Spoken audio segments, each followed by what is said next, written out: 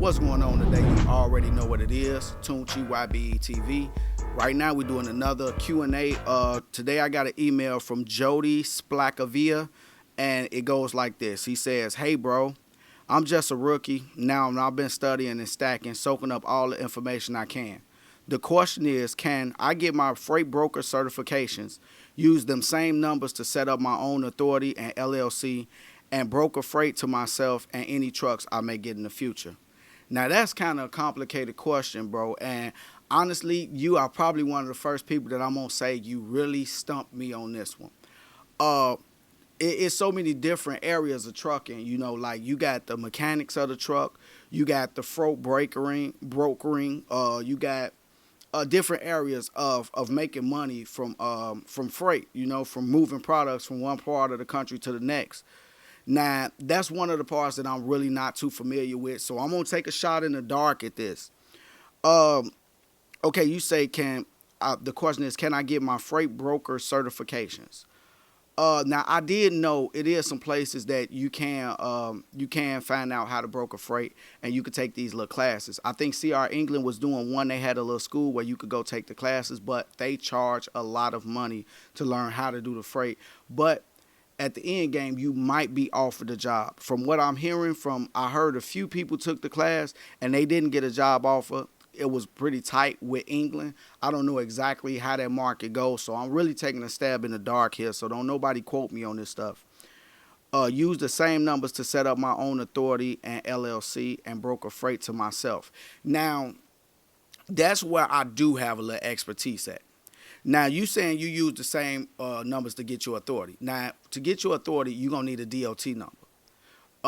And you're going to need that. So that's one thing that you're going to use to get your authority. Now, getting your LLC, you're going to need an EIN number. That's something totally different. And brokering freight to myself and trucks I may get in the future, I see where you're going with it. You want it all under one umbrella. But I don't want to be mean when I say this. That is one of the dumbest moves that any businessman can make. Now, let me explain to you why. This is one thing I can give you, and I hope this is helpful. Okay, let's just say I got YBE Real Estate, YBE Trucking. No, let's just do yours. You got YBE Trucking, you got YBE Brokering, and you got just YBE Trucking, YBE Brokering, and then you end up doing YBE Leasing. All three of those, but you all put them under YBE, all under one umbrella. Now, let me tell you what can happen. Let's say you get somebody and they discriminate on somebody else on a lease when they leasing your truck. They going to be able to go in your pocket of all three companies because they all under one umbrella. That's why you separate them.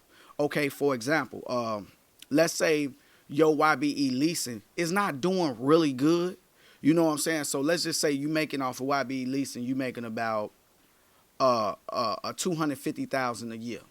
But your YBE Trucking, you making like 1.2 million. And then your YBE Brokering, you making about 500,000. Now let's just say in the leasing department, you get into a huge lawsuit and it's paying out. They say that you're gonna pay out 2 million. You say, you know what? I'm gonna have to close that down. I can't afford it. But guess what? You got all three companies under one umbrella. So all three companies are going to go bankrupt now because now they able to stick their hand into the pockets of each individual company because it's all under the same umbrella. That's why you separate them. Like I learned that from CR England. CR England has CR England Trucking. Then they got GB Leasing, which they lease cars and trucks. And then they got Horizon Truck Sales and Leasing, which was their sales and leasing department. So every department they did, and then I forgot what the name of their school was, but it was some other name. And they had that under different names. So CR England Horizon Leasing got sued a lot. You know, or CR England gets sued a lot, but they not able to touch any other entity. So that's what you do. You want to separate everything because you don't want the liability of everything together. If one person gets sued, if one company gets sued and you have to shut that company down, declare bankruptcy for that company, and you won't want to have to go through that exact same transition for 3, 4, 5 companies just because of one error in one area of your business, if that makes sense to you.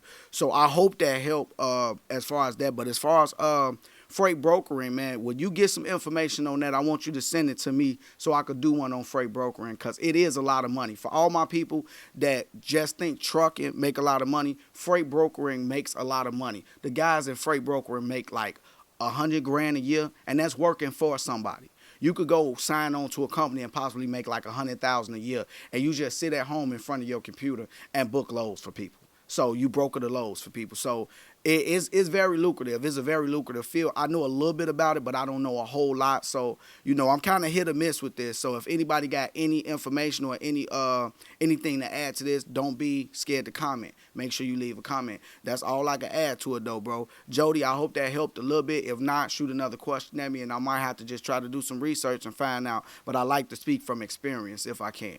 So I hope that helps. If you don't want to end up in a box, think outside of it. YB. Drug dealing and killing is going on in my town. It don't take a killer to kill or a driller to drill. See, just being yourself is the definition of real.